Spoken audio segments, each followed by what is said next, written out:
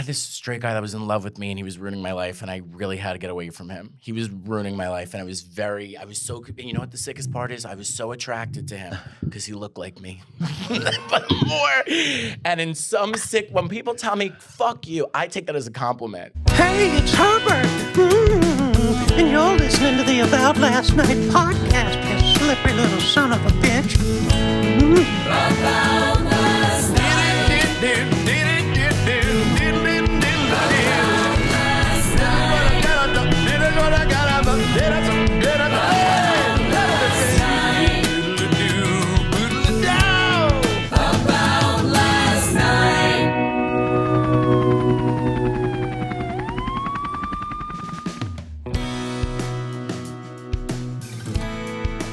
Hey, all you cats and kittens, Adam Ray here. Welcome back to the show. Oh, man, it's Super Bowl weekend.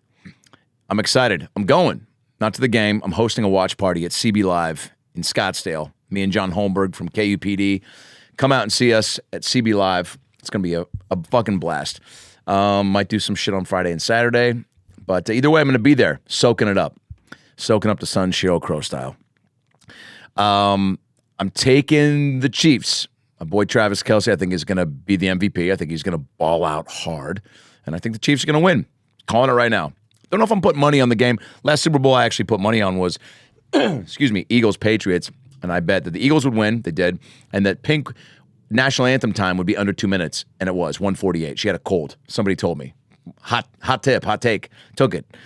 And won. Don't think I'm going to bet on this game. Just want to enjoy it, you know?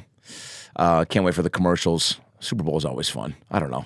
I did talk to someone recently who was like, don't like sports, not going to watch it. I'm like, wouldn't even go to a party and socialize and just use it as a backdrop for a hang? Like, fuck no. All right. Granted, you know, this kid was 4, but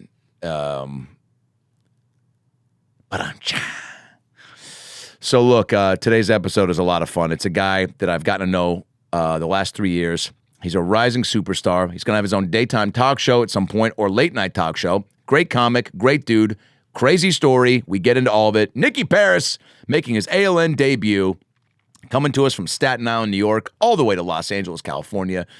This guy does not stop. He's got a Robin Williams type brain, self-deprecating. It's Don Rickles meets fucking, I don't know, meets Nicki Minaj. I don't know. He's a fucking locomotive, just bursting through the seams, and he's very funny, very quick, and we get real though in some moments too. It's a great episode. Follow Nicky on Instagram and Twitter. We'll put that up right here because I can't remember it offhand. And subscribe to the podcast, ALN Podcast on Instagram, Twitter, and TikTok. Subscribe right here. Come out and see me in Arizona, CB Live Sunday, and then Batavia, Illinois, February 16th through the 18th. The Comedy Vault. I'm coming back. Love this club. Come out and see me. Some special surprises are locked and loaded. February 16th through the 18th, 45 minutes north of Chicago. The Comedy Vault. March 1st through the 4th, Punchline, San Francisco. Cannot wait. March 9th through the 11th, Oxnard, Levity Live.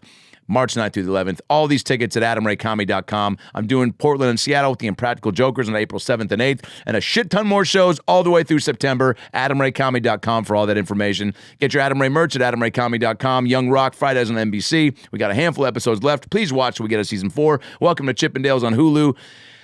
And I think that's it. Enjoy the episode. Nicky Paris, let's do it. Hey guys, welcome back to the show. Oh boy. What a doozy today. We're shooting live from the Belly Room at the world-famous Comedy Store. I'm sure you've heard of it. Maybe you've been to it. I get a lot of people hitting me up that I've never met that go, hey, man, I'm going to be in L.A. I'd love to go to the Comedy Store. I go, cool. I think, they got shows almost every night. Dude, I would love to see Mark Maron. I go, well, dude, I guarantee he'll be here 3 out of those 5 nights that you're here. Dude, you think I'm an aspiring comic, too? Do you think you could get me stage time? I do not. But I love that you ask. You don't ask, you don't get, like my mom says. And you don't get unless you ask, like my guest says, Nicky Paris. What a beautiful intro. That was poetic. Do you have a catchphrase or words that you live by? You're a hard worker. You're a hustler. Do you wake up saying like a mantra to yourself? You strike me as a mantra guy. Yeah, I'll be like, you have under nipple fat.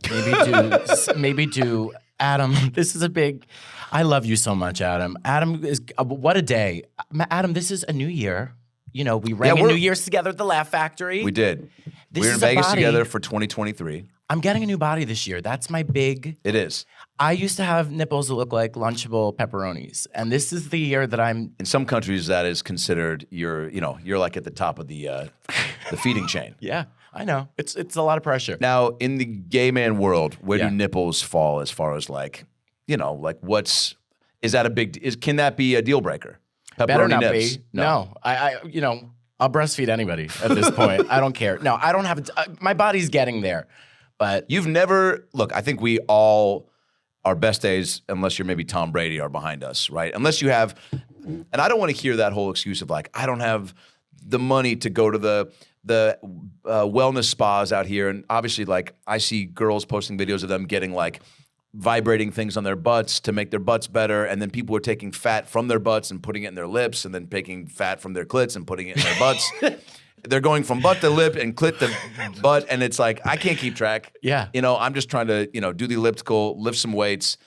the But normal shit. My nipples were injected with clit fat, and I was gonna keep it a secret, but So now funny. I'm coming out, and I don't care. if you've I'm got doing it. if you've got a fat clit, Yeah. I think whether you're into the clitoris or not, I think that's a turnoff. But also an icebreaker. Right.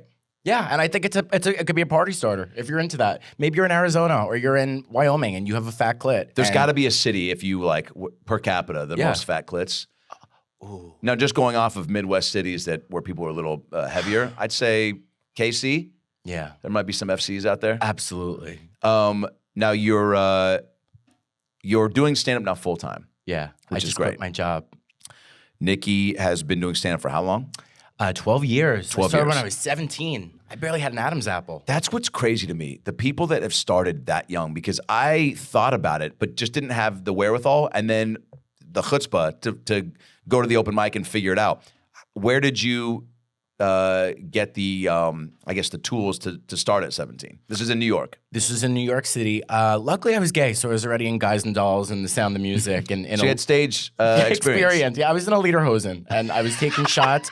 I actually was in the Sound of Music, and I was drinking with my friends in high school, and I fell up the mountain in front of the entire school because I missed the step. You were the original Joe Biden. Yeah, the Nazis didn't even have to get us at the end of the play. That's I so got funny. myself. So I was on a cruise ship, and I was 17, and I was with a couple friends from high school. There was just an open mic because cruise ships are cheap now. Yeah. They crowdsource the entertainment. Yeah. Gone are the days where they have an orchestra. Yeah. They're like, no, you bring the entertainment. They used to have full bands and just what? Yeah. So Like, it was cruise entertainment used to be more prestigious. more prestigious, and now Now it's Jack Jr.. shows.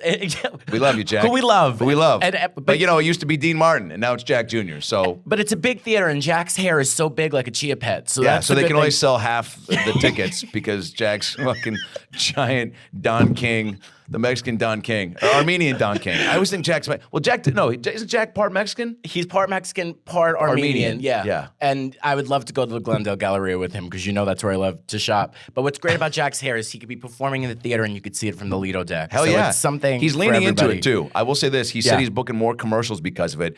People love that charactery looking do. Have you ever thought about just like, I don't know, dreads or shaving your head? Or... No, there was a rumor I had a toupee. People used to call me... Oh no! Who started it? My mom. My mom used to tell me my hair looked like, she used to call me Velvet Head as a boy because my Jesus. hair was like, yeah, I've been through it. I don't want to cry this early into the podcast, Adam. First of all, I'm so excited to be here. You have is so great. many big guests, and You're jumping right in. I'm jumping right in. So I did stand up on the cruise ship, and everybody was really horrible. And my friends were like, "You have to go up there," and I was like, I didn't have anything prepared, and I just went up and did my crowd work and worked the room, and I murdered. But I was so embarrassed. I was like, I can't go up there. I'm so shy. But I had no problem singing Every Time by Britney Spears at karaoke date. And I wasn't very good. I thought I wanted to be a singer. And I was one of those people that were like, let me sing for you. La, la, la, la. And I thought so I was you really offered it up. talented. Yeah. But were you backing it up? Barely. Yeah. So I thought I was better than I was. And it was hurtful. that's also you shouldn't be good at karaoke. No. You want to carry a tune and be fun and smile. It's almost like every time I was a backup or ensemble in a musical, smile and look like you're having a good time. To just fit in, but also that lets everybody know, okay, you're probably not the best dancer, Yeah. but you're having a good time, and that's all we ask for. We want to be entertained. So was this open mic night at the cruise? How did you just okay? Yeah, and I just went up. And your buddies knew something. They've been around you enough to know Nikki's the funny one. Yeah? Funny looking, but yeah. Were you funny with your friends, though? Yeah, always. Being funny was always an escape for me because, I grew up with a brother with special needs. Nobody really ever paid attention to me. So I was surprised. Is that where it came from? Yeah. In the house, everybody was like, I was really like Harry Potter under the stairs in the cupboard. Everyone was like, be quiet, just stand there. And then when I went out of the house, I was really wild. I was really suppressed. Let's go back for a second. Sure. You grew up in what part? Staten Island. Staten Island, New York. Yeah. Who else I'm not is from in the there? mafia. Pete Davidson, Christina Aguilera. All those people have HPV, the whole 9 yards. But I am from the part of Staten Island that's very glamorous. It's not as people are like, oh, people are very mean on Staten Island. Staten Island is known for what? Drugs, Really? And the mafia? guineas, and the dump, the Staten Island dump, Really? which I think has affected my brain. There's no question. I think the fumes have attributed to this. And your brother break down the Thinks special he's needs. black. Yes, and his Break down your white. brother. Yeah, Your only brother. My little brother Christian, he has spinal muscular atrophy. He wasn't supposed to live past 2, and he lived. And what's crazy is both my parents have the gene, and it skipped me. So if I have children, I'll probably have a disability. Shit. Well, they're gonna get something. Spinal muscular atrophy. I was gonna say they're getting something. Anything. I hate anyway. being gay. I wish I was straight. It's so much For real? to get on the dance floor at every wedding. It's tiring. Adam, I'm so lazy. I really am. So my brother has special need. I'm very excited to be here, so I'm all over the place. No, this is great. Yeah, my brother's in a wheelchair. I still think he's faking it. And, it's just weird to me because I think that he wants to walk so bad. And my fantasy is I love to sit. And I think in some ways, the reverse was meant. And my mom gets very upset when I say that, but it's how I feel, so I'm going to keep saying it. What was it like growing up with him so he got a lot of medical attention, clearly, but a lot of attention from your folks and the neighborhood. Dying, which is so selfish. You know what I mean? He was in the ICU, and I was just there trying to tap dance. Like, can somebody just Look please? at me, I've got a, I have dreams of going to Radio City Music Hall. No one cared. Nobody. I guess I'm not in ragtime next weekend? Yeah. Nobody came. But my parents really I wasn't the child my parents wanted, and that's okay. But he was going to die at 2, and so every year, are you just waiting for him to die, or was there at some point did a corner turn and it was like, okay, I think he's going to ride this out. He's getting better. I was hoping for more closet space at my early teens. No, my mom kept him alive. She put him in pool therapy. Like it was all my mom that he came to life. Well, stood alive, not really. Well, it came to life and stood alive. Yeah. Right there. But yeah, he's very mean, very angry. Now he goes through different phases. Like he used to hang out like the rapper Big Sean, and he got like a Make-A-Wish. Make-A-Wish gave him a wish. Wow. And he got a cruise when we were a little kid. And then he got sick again, so he got another Make-A-Wish. And then they found out that they gave him a wish, so they took it back. The second he retracted it. So he called Big Sean and told Big Sean what happened, and it somehow happened that they started hanging out, and they came to my house and to shoot for an MTV special, and he wouldn't let me stand in the shot. They made me stand in the kitchen, and this was all happening in the next room, and you could see like a little bit of my ear, and like in the special, like he's telling like Big Sean, like, you're my big bro, you're my bro, like. People are embarrassed by me, And you're just Adam. in the kitchen. I was in the kitchen eating rice balls. He's like, whose gay ear is that sticking out? You're like, oh, God, is that going to make it in the special? It looks freshly shaved. Whose gay ear is in that shot? So that's the truth. And I sat in the kitchen and I listened. And I can't believe Make-A-Wish took their wish back. Yeah. Here's this Is that wish. legal? Sit on this. Wait, so we'll keep that in. So I think that is crazy. First of all, that his wish was Big Sean.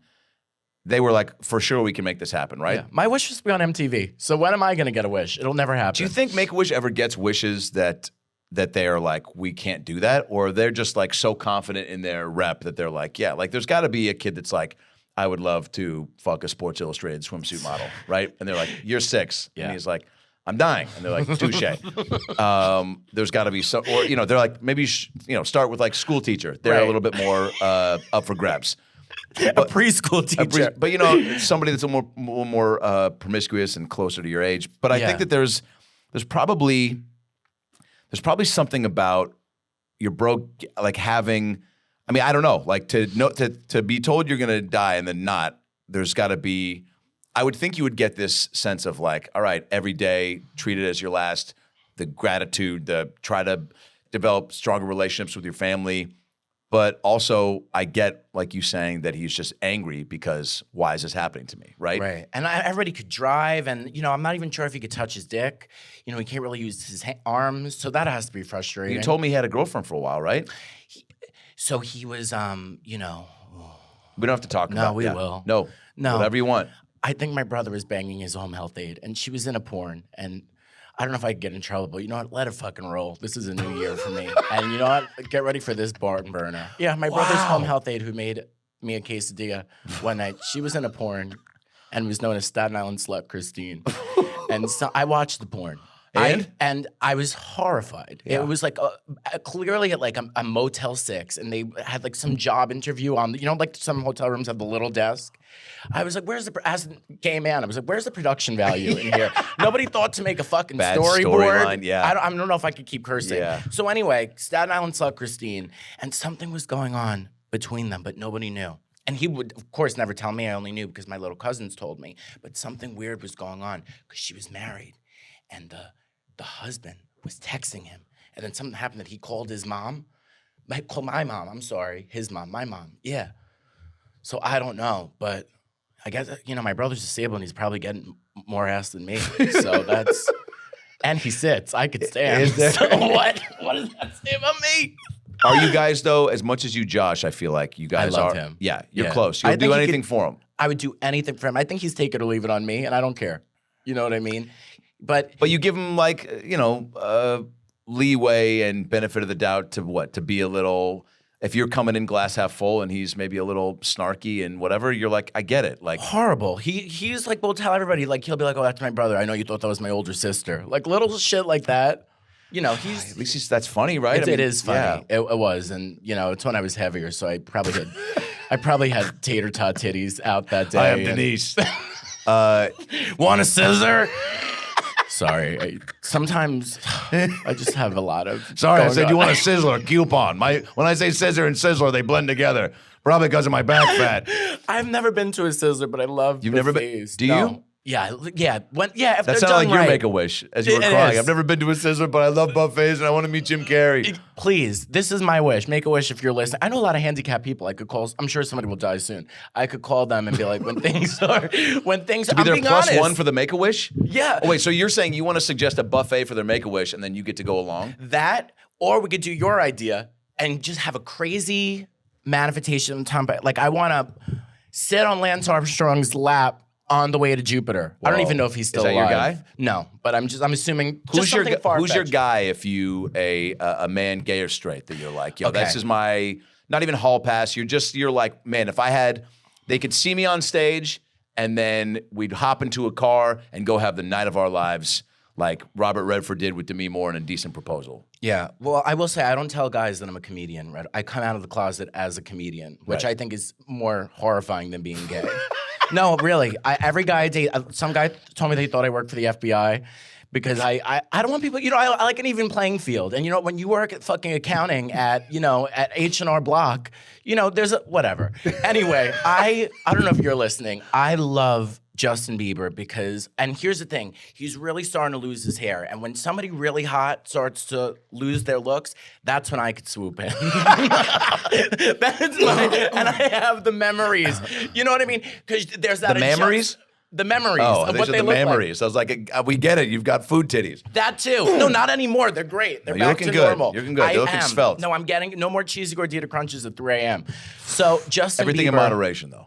Right? So I love Justin Bieber because I believe he's a tattooed angel. And, he's religious now. I heard he prays at parties. Okay. And I'll bring my rosary beads. I don't give a shit. But his attractive qualities are what? The talent, like guy-wise, this is your type. And usually I like bigger guys, and I think if guys, maybe he's a diabetic or 400 pounds, it's harder for them to run if they need to, and they don't like to, I'm not worried he's cheating on me. I'm like, he can barely get out of bed in the morning, and that makes me feel secure. So have you had long relationships in the past? I'm so picky, and Adam, I go for looks, and I'm in complete fantasy about who the people are. And then when they become real to me, I'm like, look at those dirty fingernails. Look at him lick the plate at this restaurant. And I'm like, you know what? Who is that? I would rather, you don't even want to, I went on one date that just, this guy smelled of Tostito salsa. Have you had, it's just a distinct Jesus. smell. How long was it sitting out? But I go for looks and he was so hot, but that's the reality. I'm like, can I date somebody who is gonna smell? So wait, so he looked great, but then just, see, that's odd that doesn't match up. I feel like if you, present yourself well, that the smell should coincide, right?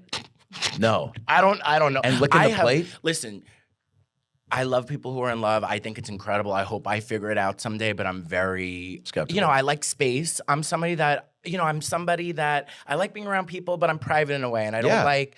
And it's a lot to let somebody in. If you're gonna snore in my ear, I will drop kick you. I have enough problems. I need 8 hours, and I'm moody as it is. Yes. So if you think that you're gonna fuck up my sleep, trust me, yeah. So and it's one of those things that when I moved out here, I really thought I was gorgeous, like in a way, like George Clooney. And I used to, when I first moved out here, I said I'm gonna sit at the bar, and people are gonna line up to talk to me. And did I tell you that one person looked at me? You know who spoke to me? The bartender. You said, "Are you closing your tab?" And that was my first. So I Adam, myself, I wasn't really in reality about who I was. I thought I was like George Clooney. I look, kind of like Ralph Macchio. People think that I'm you're Ralph a good-looking Macchio. kid. You're a good-looking but kid. I'm not as good-looking as I thought I was, and that was painful. And people who are really good-looking, looks fade, and you have this attachment to people are attached to how you look, but those looks go away. Yeah. And then a lot of people look at these people in their 40s or 50s. They're starting to get ugly. Yeah. And they're not as hot as they were. Yeah. People treat them different. So really beautiful people suffer, and they usually die young. Are you? We'll be right back. We'll keep it right here. I think there's so many ways I want to go with this conversation. I want to know a little bit more about, though, your dynamic at home and how that contributed to you being a comedian. Yeah. Because I feel like, me, single mom, fat kid, sister's crazy. There was a lot of chaos. So comedy, like you said, like you did it out of need because you were like, I wasn't getting any attention. And I feel a little bit of that because my sister was getting a lot of the attention from my mom or... Who's an angel, by the way? My sister? I love your now sister. She's great. Yeah, now, yeah. Huge fan, not even big. Natalie, if you're listening, miss you. She adores you. Well, you'll be up in Seattle with me. June 17th at the Troubadour, Nicky will be opening for me. June Tickets 17th. on sale now. Tickets on sale now. Ticketmaster? First one's almost sold out, so let's add a second one. But she's great. When we were younger, we used to fight a lot. She'd make fun of me for being a fat kid and having bigger tits than our mom. She's adopted, so I'd be like, "You mean my mom?" And so, but now she loved that. She loved it. She's an angel. But she definitely, that's probably where a little bit of my, I don't know if it was need for attention, but just needing to, starting to, well, probably, need for attention, whether it was, on the bus making buddies laugh or at school. So when did you feel like what did you see comedy-wise, maybe TV movies that got you excited about maybe pursuing that as a passion? And then at what age do you feel like you were like, oh, I really like this, I kind of want to go for it? The first time I did stand-up, it was instantaneous. So at 17? 17. On that I cruise never ship. thought I wanted to do it. People used to say to me as a kid, you should be a comedian. At what age did people start saying you should do it? Like probably 13, 14, 15, and I was offended. I was like, are they calling me ugly? Just because I just pictured Jerry Seinfeld in this big jacket from Burlington, just standing up there and be like, ha, ha, ha. And I was like, is that what people, I thought I was really hot. Totally. So I was shocked. Wow. And then with the first time that I did it, my whole life changed. And now, at first I have this horrible, my parents' bedroom was right next to mine growing up. And I really heard a lot of things that were not great. So that was one of the first things Sexual I talked noises about. or fights? I heard... I know. And a normal person would say nothing. The next morning on the way to school, I said, it is sick and wrong when you have children in this house to be behaving like that. I hope that never happens again. And I went into Dunkin' Donuts because I'm from New York, and I got a text from my mom that was meant to be from my dad that said, Nicholas thought that the ceiling was coming down on him last night.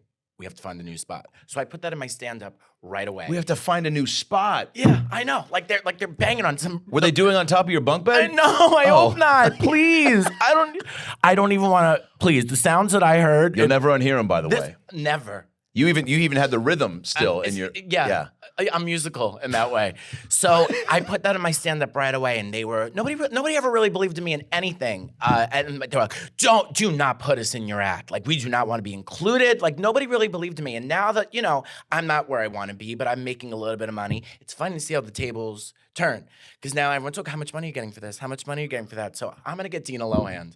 No doubt. I'm going to, exactly what happened to Britney Spears. I'll probably die, but something like What, help out the folks, you mean? no, I think that they're going to take all my money and, Oh my and rub God. me out. I'm going to be like LaToya Jackson performing in Schenectady for God 50 forbid bucks. you be anything like LaToya Jackson. I'm starting to look like her. Love you, LaToya. You're great looking. And I made We that love comment. you. Come on the pod. Yeah, please. Wait, so I'm just here for one episode, Adam. So there was no support from the fam? Nobody ever supported me. 'Cause they didn't think you came were to my funny, or because they were just musicals. like- I was, no, they knew I was funny. I wasn't the child that they wanted. They didn't want me to be in arts. Like my dad's an architect. They wanted me to be an architect. But every Lego, I could barely get the Legos down. I was like, I don't think I should be trusted to design buildings that Yeah. people get in. But I didn't care. Like even when I came, like they were so afraid that I was going to be gay. Like, and I remember a conversation. Oh my God, my poor dad. But I remember him saying, I think being gay is genetic. These people that are gay, it's in the blood. And I'm like, you're going to regret saying that. So I wish I would have went record.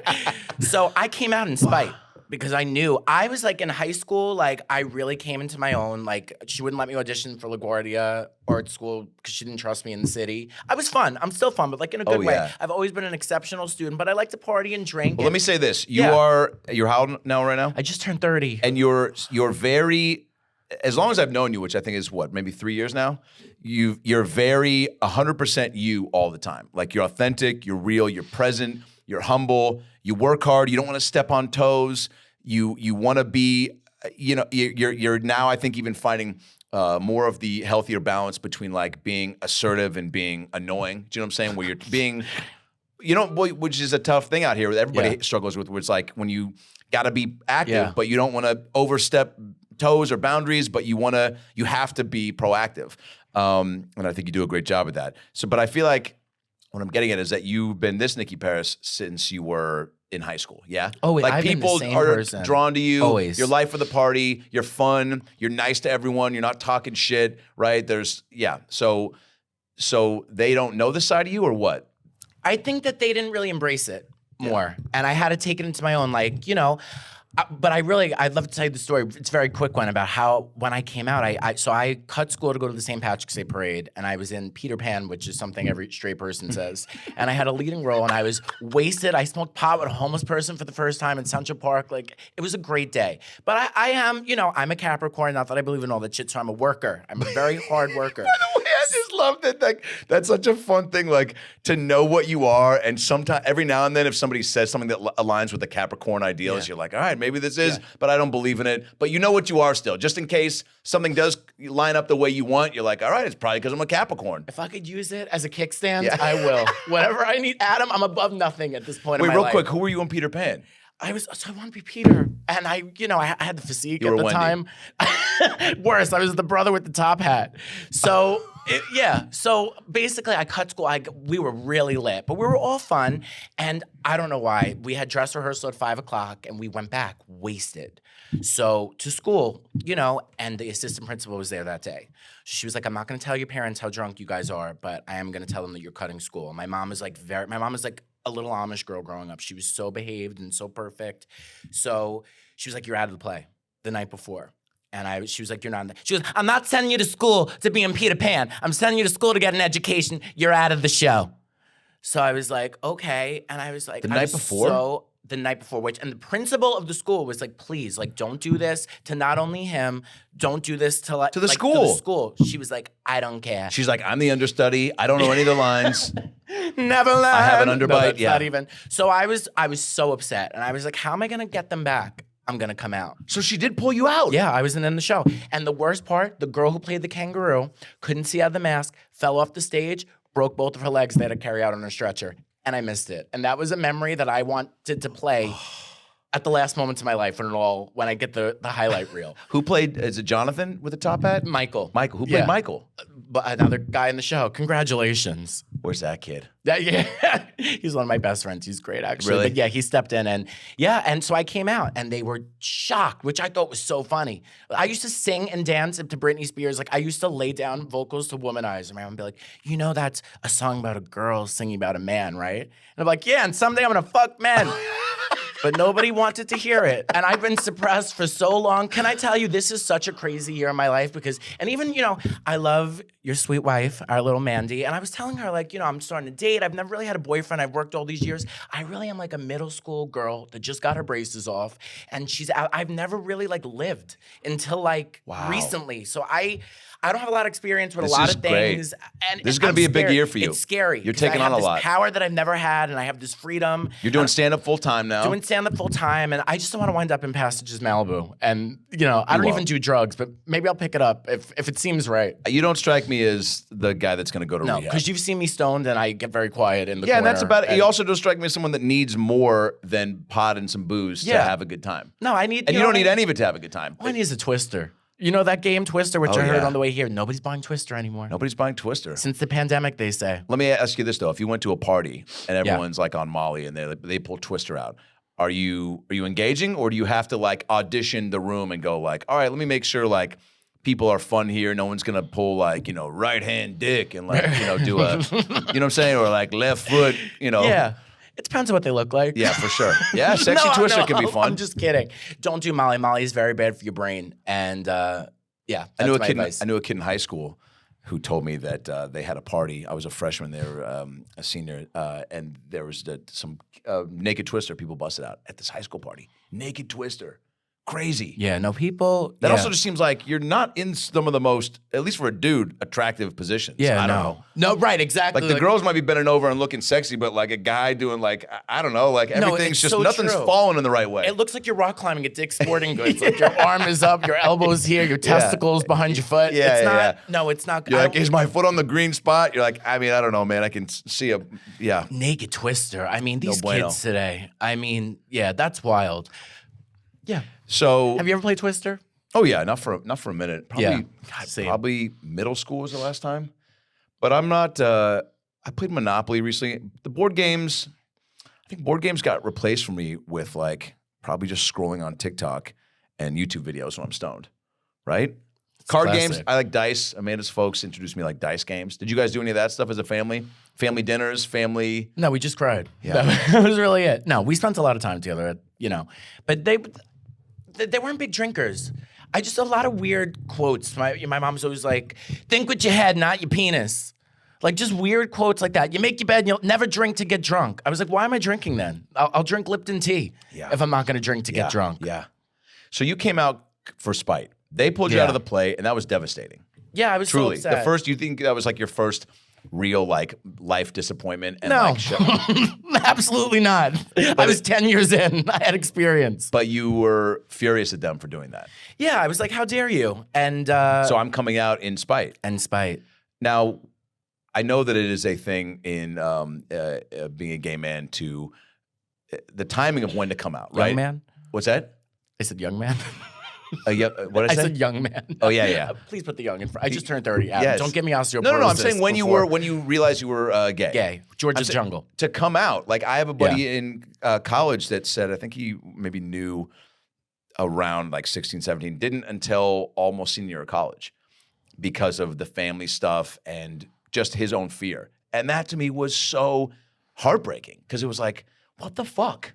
You know what I'm saying? Yeah. So, you did it out of spite, but like there's probably I don't know. What do you think was changed in your life doing it then versus do you think you would have rage held out and done it years later? Like, were you afraid to, or was it just so? You know what? I wanted to hurt them. And this was my chance. So it wasn't about you. No, because I was already out. I was ready, I had a boyfriend. Oh, so everybody knew. Everybody knew but them, they were just so in denial. So you bring a guy in and be like, we're going to go. People used to be like, what's wrong with your son? And they'd be like, oh, I think he wants to be a dancer. They'd be like, no, the one in the wheelchair. You know what I mean? Like it was hard. But at this point in my life and at that point either, I'm the same person. I was like, this is who I am. Take it how you want it. I don't care. This is who I am. This is how God made me, for better or worse. No shit. In my next life, I'm going to be a mute. I've spoken to you. I'm going to be Amish and sell berries at the fair. I'm not going to be in this business with all these fucking You would be a great people. Carnival salesman. You're a good salesman in general. I could be a bearded lady at the carnival. Oh my God. The first bearded lady I ever saw, she worked at the gift shop at Temple Beth Am, at my temple in Seattle. I don't know if I just outed her because there was only one bearded lady that worked at the Temple gift You know shop. who you are. You know who you are.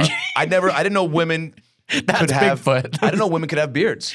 Yeah. Oh, yeah. And this wasn't like a little bit of neck hair. This was a full on. She looked like Jeff Bridges from Crazy Heart. Harry. Do you remember your first like in high school? Aside from the cruise ship, your first like, oh, I am gonna try stand up when I. So the cruise ship was at 17. 17. So then, when was the next time you did stand up after that? A month later. I took a month to like write and actually write because I didn't have an act with the first time I did it. I just made fun of people. And then a month later, I did a comedy contest in New York and I won. $20, I was rich. And then I was like, maybe I have something here. And then I was a kid and I was completely in fantasy. I was like, I'll probably have a special by the end of the year. I was completely, and I Delusion fuels us. Caroline's and I had a bomb and earned my stripes. And I used to work at comedy clubs where I would sell tickets for 5 hours, get 5 minutes of stage time in the freezing cold from Times Square. And Barking is what they call it. I never had a bark, but I did work the ticket booth. So Okay, people gotcha. would tell people, Tina Fey is performing here tonight. And then they'd come to the comedy club and realize Tina Fey doesn't even do stand-up. And I was the 19-year-old kid who they would scream at. And I was told that Tina Fey was going to be here tonight. I said, well, I have bad news. Tina Fey doesn't even do stand-up. And I'm 19, okay? Get in the fucking showroom and shut the fuck up. And that was I stepped in human shit. Some guy he had something wrong with him. But don't we all? I give people so much credit for disabilities because of my upbringing. I was gonna say you I seem make very excuses for people. You're empathetic towards everyone's bullshit, yeah. And I really am trying not. I'm trying not to be. No, as you have a much. good balance of being the right amount of judgmental, but to me it feels like for comedy's sake. Does that make sense? Yeah, I Like- try, Adam. Yeah. I was a volunteer at the emergency room at Cedar Sinai for a Yeah. little bit. People would these homeless people ask because they know you get free meals, so they'd come in. I want a tuna casserole. I don't want the ham. And it was 6 a.m. I only have like 4. I said, you know what? This isn't Cantor's. This is the emergency room at Cedar Sinai. We have tuna salad. Take the sandwich and go outside. Jesus. Sorry, I really got. I'm getting so worked up that I have the underboob sweat. Anyway. Wait, so you win the competition. Yes, I'm sorry, Adam. New York is a great place to start too, Yeah. because stage time, there's no shortage of it. Yeah. Even if you are in the open mic stages, there's a lot of bar shows and a lot of the clubs have open mics. So did you just kind of go, what, after school, I'm gonna then do this at night, or was your? So I used to work full time in the music industry. So I would drive from college. I'd work in New Jersey, like by PNC Arts Center, which is like 45 minutes out of Manhattan, and I would drive every day after work and go right into the city. And I just remember I'd have to put my car in park, and I'd like sleep in traffic at the tunnel. Wow. Because I was like, I'm falling asleep, and I never worked a full-time job before. And I just spent years. But you know what, Adam? Even though those years, I've always been a great performer, but I really had to step it up in terms of the writing and the jokes, and that's something that I really had to work on and apply and I still don't think I'm there, but I from when I first started, I got by a lot on charisma. And I wanted to hold my own with all big people, and I was a kid, but I never really, really stepped it up until I moved to LA, and I felt like I was in this constant, like I wasn't who I wanted to be, and I had so many friends and all these things that were holding me back, and I was like, I'm just gonna put myself in a sink or swim. Didn't know anybody. I was like homeless for a week. The only homeless person you know with a Gucci bag walking down the road. Wait, what was holding you back? I think it's just a weird thing of not being embraced, that there was a fear of taking the jump that I could champion other people, but I never could really champion myself, and I had to separate myself and talk to myself, be like, no, Nick, like, that's what it takes for me, because there's a part of me that's underneath it all very lazy. Sure. And loves to drool. Sure. And, eat and just sit there like a stroke victim. For everybody, But that's man. not who I am in this life. No. I can't be that way in this life. And my next life, I'm doing nothing. I'm going to go to medieval times. That's going to be my big outing. I'm going to get fat and have skin tags, and I'm going to be maybe happy. But that's not who I am in this life. People make fun of me when I say I feel a connection to Queen Elizabeth. I don't want to hear that she's racist and all this bullshit about. Leave her alone. She's 95. Queen Elizabeth never got to go to a bar and get finger blasted or anything. She never got to live. Read her book. Read her book. And I feel what a sacrifice for the duty of the crown. Yeah. And my comedy is my crown. Yeah. And I have to be, Was moving to LA scary? 100%. So you do enough shows, you graduate high school, You got your job. Yeah. You've got it enough in you to where you're like, stand-up is going to be a career that I pursue. 100%. But I know that very early on, I started getting booked. Thank Jesus Christ on His cross. Very like 1 or 2 years, I was like, people just And who in your and you're getting you're meeting Spots. other comics. People are like giving you compliments. Starting to get passed in the New York rooms, right? And then who tells you to move to LA, or was this your choice? I was coming out here for work, and God. I had this straight guy that was in love with me, and he was ruining my life, and I really had to get away from him. He was ruining my life, and I was so, you know what the sickest part is? I was so attracted to him because he looked like me. But more. And in some when people tell me, fuck you, I take that as a compliment. And there was I was like, that's a challenge. And I was so in love. He was an older, more successful, who I guess I wanted to be in a way. Yeah. But he was people you always in 10 thought we years. looked, exactly. And I had this turn on. You want to see what it would be like to be with you in 10 years. You're right. That's fine. And I talk a lot about turn-ons. People have turn-ons for people, but it's a fantasy because maybe it's looks. And then you're not really committed to who the person really is. It's this fantasy turn-on thing you have because you're attracted to the person. So I had to get away from him, and I did. And I turned my life around. And so we could thank him in a way for being so, I do.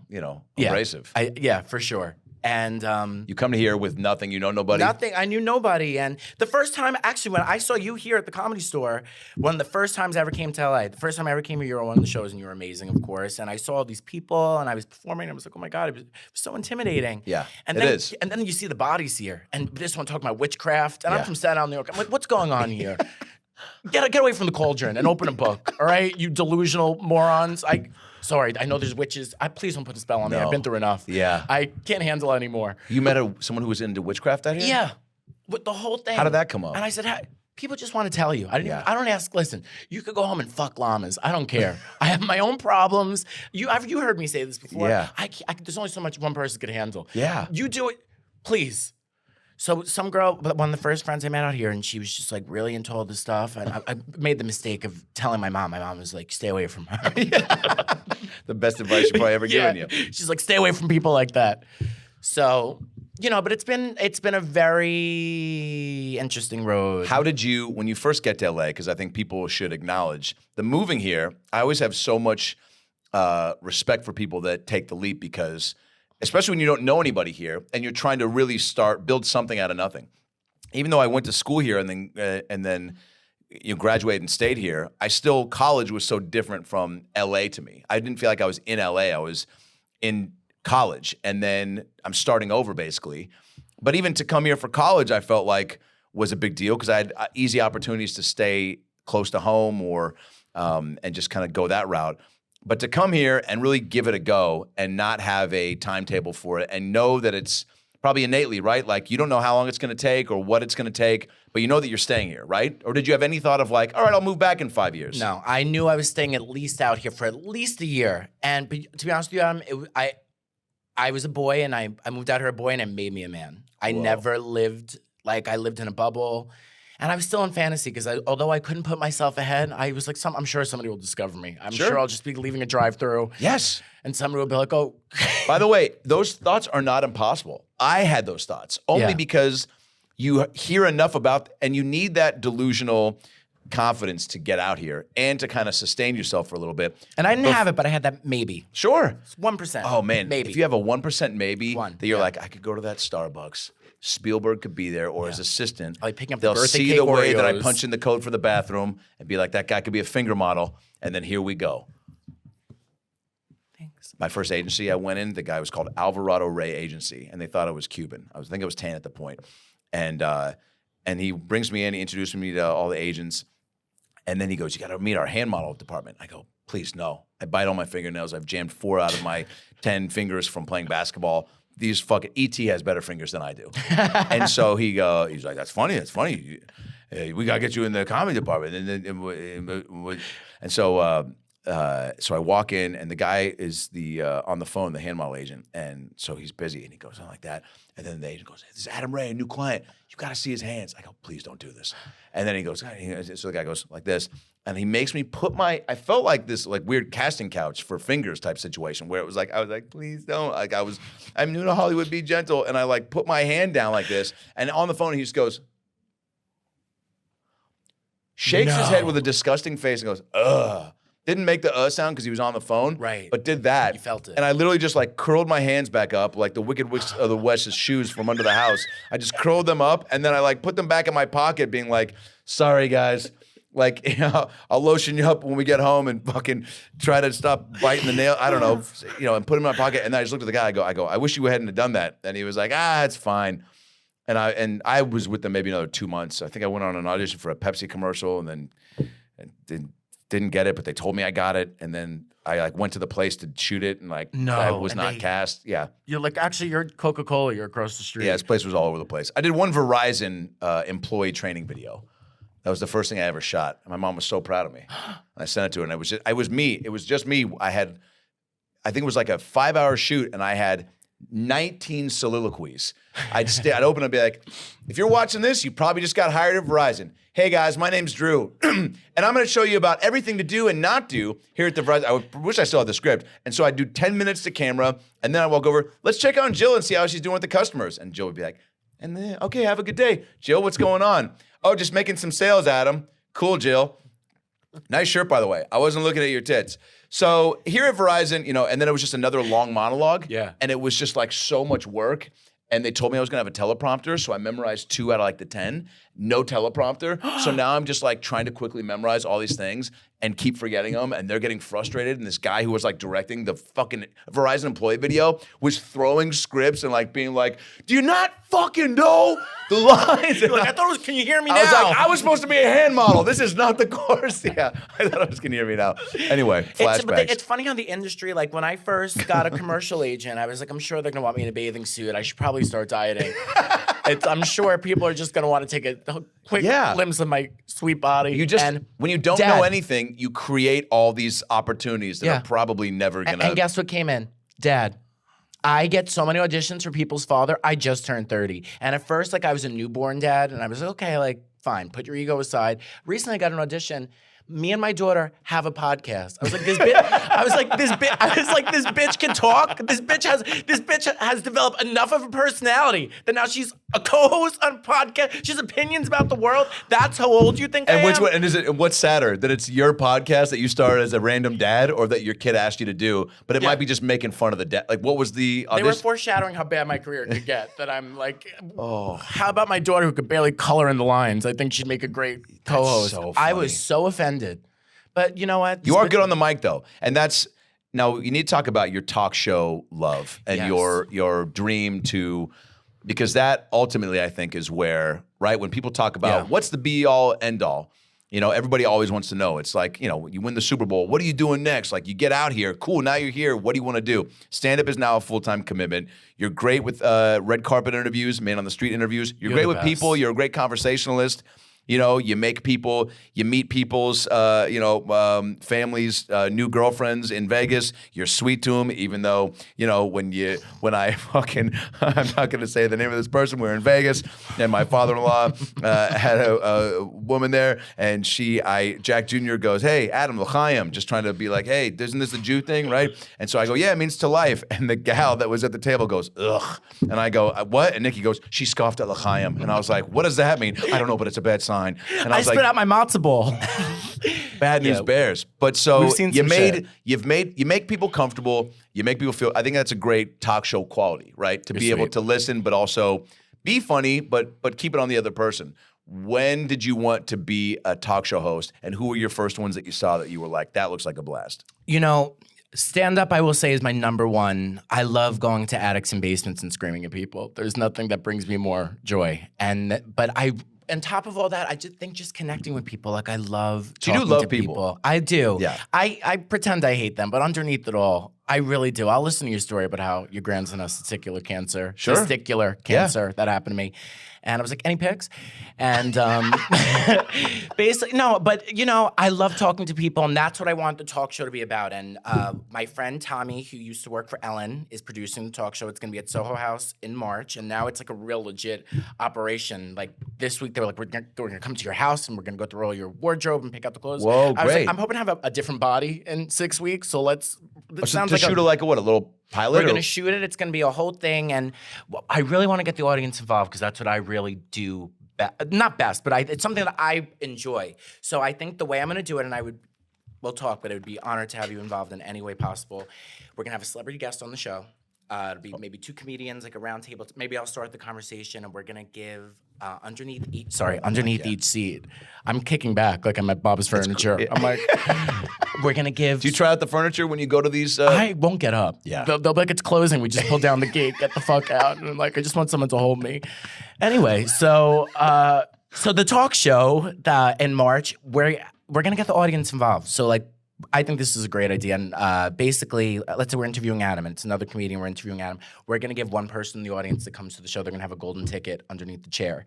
And they're going to get the opportunity to sit on the panel and be a part of the show. And Great. I think that is such a great idea because I have this vision of doing a talk show in New York someday. And I'm like, look at all these people that line up for like Regis and Kelly and the Wendy Williams Show and Sherry Shepherd and this and that. They'll wait outside for hours. Can you imagine getting the shot to actually be on TV? Brilliant. People would... I think you should have a please nobody steal this. This is all I have. No, this is great. And you know, because the way that they do it is like, I just saw, I think it was Kelly Clarkson, that they let the woman just throw to commercial break. Yeah. That's not fun. No. Who wants to read hey, do my job. Yeah. Like, fuck that. Like, No. that was so lazy. That was like the equivalent of the grocery store self-checkout.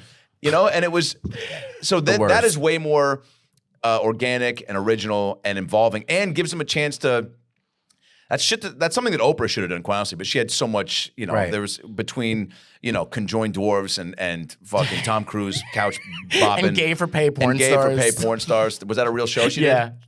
I'm speaking from memory. Yeah. That one really stood out to me. But there's a true way to connect with the crowd that, like, even when, you know, Nicky was with me on Watch What Happens Live, Andy Cohen show, and you see this small audience, they're all fired up to be there. It's like, man, any of those girls would have squirted all over themselves to get the opportunity to be a guest bartender or to sit in the, I don't know, to like have one thing, and it's so easy. I bought ShamWows just in case one of them got the chance and they needed the mop. The amount of people I think that would also, it's also you have to though be genuinely interested in people like you are. Yeah. I don't know if Ellen is or was.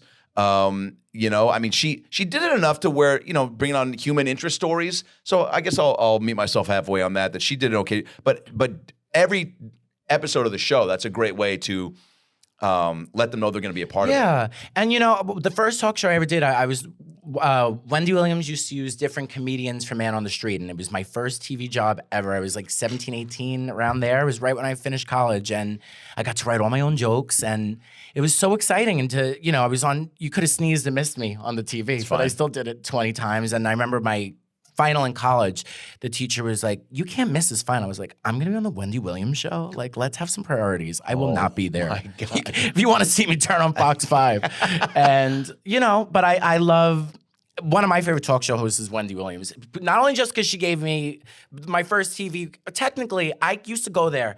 They'd be like, different topics of like which celebrity couple. I would literally go with like 20 jokes. So I was like, just had so much stuff, and I was so prepared that they literally used me like 19 times. Wow. And then she started doing Percocets and the whole show fell off. But I still love her. And she like farted and fainted or something? And queefed the whole thing. I did too at home. And but I love the real, because I think that in this town there's so much BS and there's so much politics and so much sick stuff that goes on behind the scenes that I think when somebody's real and organic and authentic in the moment, it just, I love real and in the moment, and I think that's the most fun things to watch. I don't know why I snapped like I. You're ready for a imagine I talk just took show. out a card? No, that was very talk show of you. I feel like we would have cut the commercial after that. Now, do you fantasize about, like, do you have all the show elements already played out? Do you have, like, you know, if you were given tomorrow, like, your ideal show, you're going to shoot the Soho House pilot, proof of concept, whatever, but, like, is it going to be everything that you want in your initial, like, you know, attempt? Yeah. I hope so. Yeah. I mean, you'll let me know. Well, Yeah. I guess the audience will. But one thing that I really would just like to have. Play to your strengths with it, right? Play to my strengths with it and hear about real people. And people have so many problems. And I actually am very, very good at giving advice because most people are not in reality. Yeah. And I see things, I'm very much in reality about a lot of things. And I wish I wasn't because it's very painful. Well, you're very opinionated, but you're also very, self-assured about your opinions. I know these girls, not very attractive, love them just the same. I can't meet a man. I said, you need to go to Bakersfield. Get a football jersey. Go to a Buffalo Wild Wings. You'll meet a man. You need to leave the city. But nobody wants to hear that. But that's the reality. These Maybe girls you'll in LA, you're saying? LA, Yeah. The A guys lot of out here in people- LA are what? Like, obviously, I met my wife in AZ, and then she came here. I don't know if I would. Yeah, out here, it's just tough. It's just there's a different energy going on out here. You also got to be putting yourself in positions. I feel like in comedy, Mo, you and Ali met how? Through Tinder. Yeah. But you're also- Anybody, but a lot of people when they date, I didn't mean to cut you off, I'm sorry. But just a lot of people in terms of dating, they're not in reality about, who they are. Or, maybe if you're on a first date, don't do 3 shots of tequila. Maybe your Right. tongue gets a little lazy and hangs out of your mouth a little bit. No one's going to want to bang you like Right. that. And, but people don't see that because in their head, they think they're perfect. Yeah.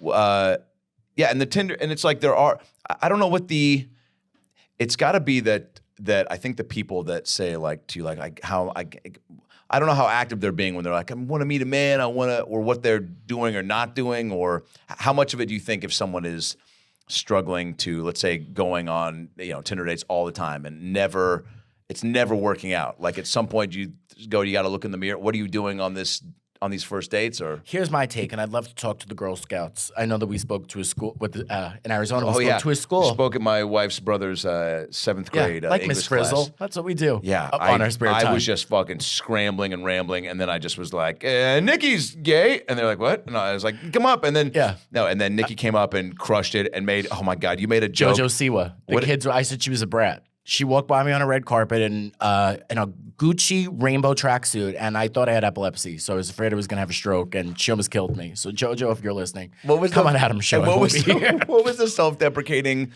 fat joke you made? You said something, and and they didn't laugh. What was the joke I said was so funny? You go, you said somebody said, what are the people in LA like? And you go, they all have eating disorders or so. You said something like that. Remember? Yeah, they were like, what would you tell yourself? Oh, no. What would you tell yourself if you could first move to LA? And I'd say, do more sit-ups. Yeah. And I really do. And 2 of the teachers laughed, but all the kids were like, huh? Like, because those kids, basically, their balls haven't dropped yet. They're like, I can't relate. I don't even know how to read. Oh, yeah. But what I will say in terms of girls, and if you're any single girls listening, here's my advice to you. And you got to put yourself in the position to feel the opportunity. If you're a girl, you get 1 or 2 friends, and you find a nice spot. No pressure. Every Friday, 5 o'clock, let's meet here for happy hour. In a nice area where you could put yourself in a situation to meet a man. You're not going to meet a man grocery shopping or on Tinder. I don't want to hear it, that you're single. If you're not trying to put yourself in the right situations, that's what it's about. If you really want to find love. Yeah. And people, you might be listening, I listened to the beginning of the show. Why don't you take your own advice? Because I don't want to. And I don't want to. Because I don't, part of me wants to be in love, but I really want to be alone underneath it all. Maybe, who knows? That is that right there. I don't know if it's that take, but that audio and that verbatim is, whether it's the opening of the show or oh man. I mean, I told you this from the moment I met you, and you told me and that's why I want to help you mentally. No, for whatever with this talk show, I want, because it's a no-brainer, right? I mean, you're just thank yeah. you. So now I'm just trying to think of people really on the star-studded side to put you in front of, so that you can be you with them, and then see them fall in love with you, and then there we go.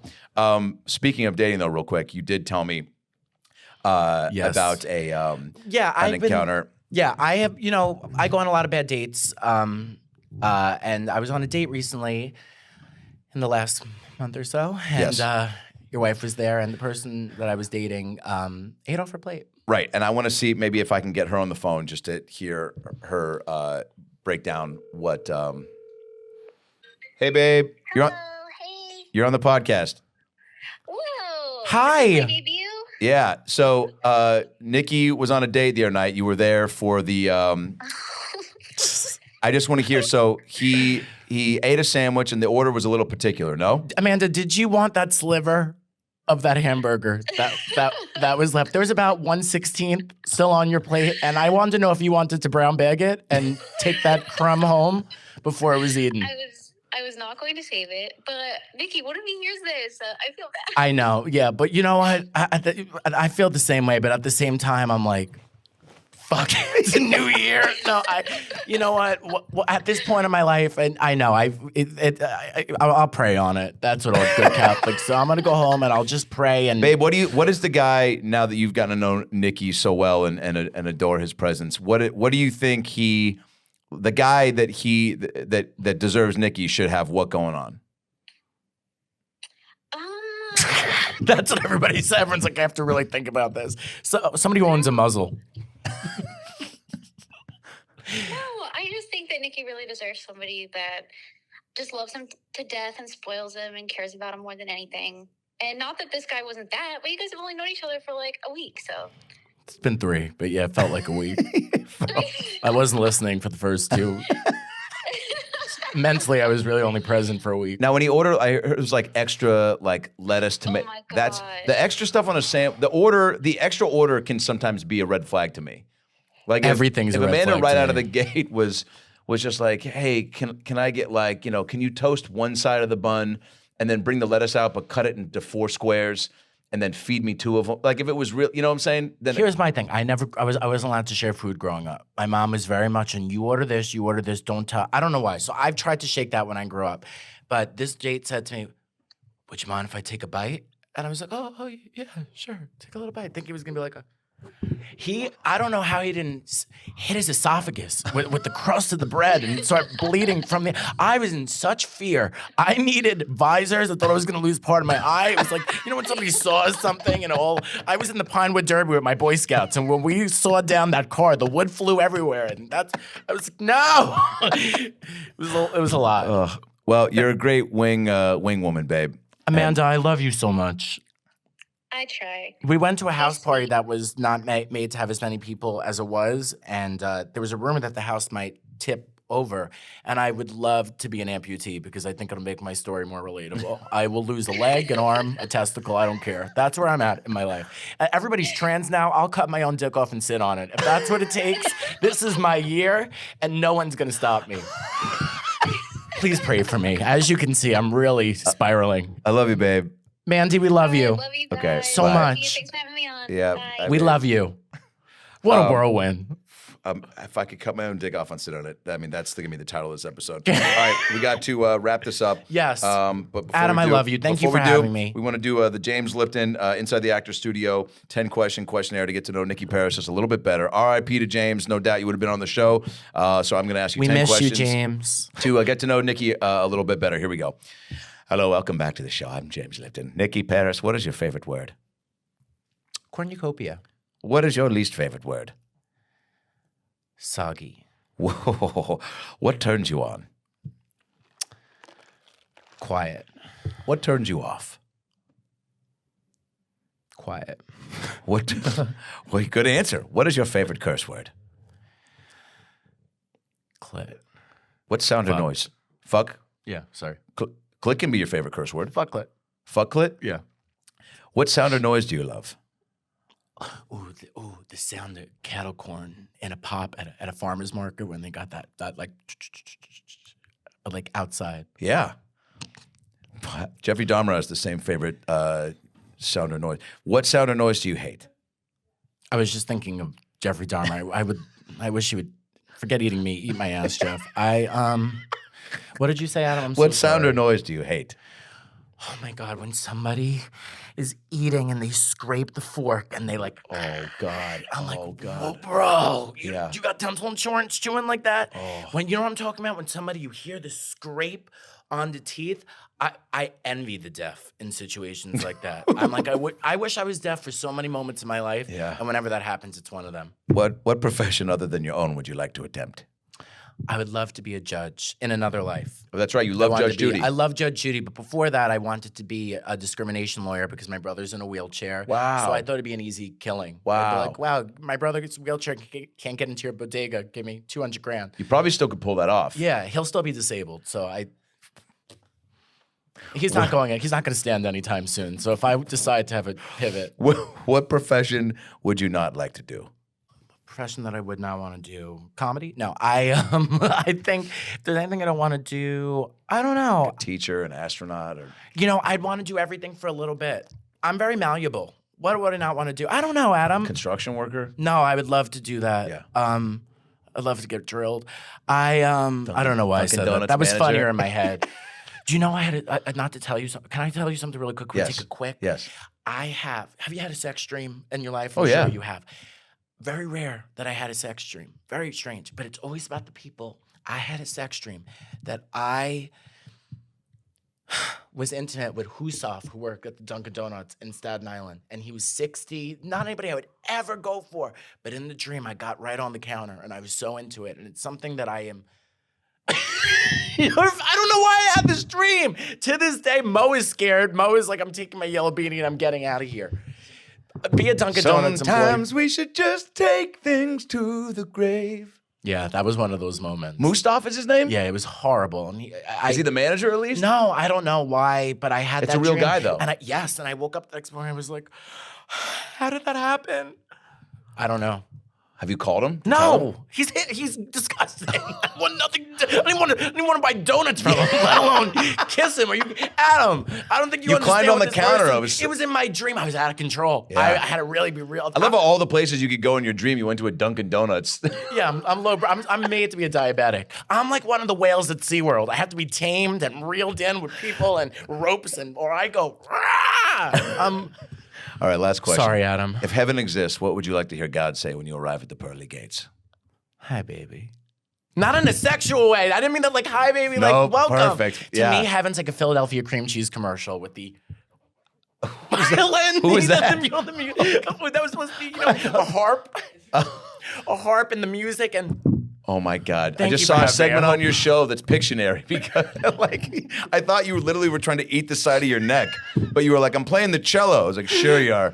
Get this kid a helmet and a bus. All right, our guest today, Nicky Paris, ladies and gentlemen, at Nicky Paris Comedy on Instagram and Twitter. At Nicky Paris Bitch, my confirmation name. At Nicky Paris Bitch. On I can't change it on now. IG. It's too late. Yeah, and when I go on TV, they're like, "We can't air that." So I'm like, not very smart for business, but here I am. This is just the beginning, and a great career awaits. I love you. Thank you for having Nicky's me. going to be on the road with me on a bunch of dates coming up, so get tickets to those cities that we post about, and thanks for being here. Thank you for having me. I love you. Love you.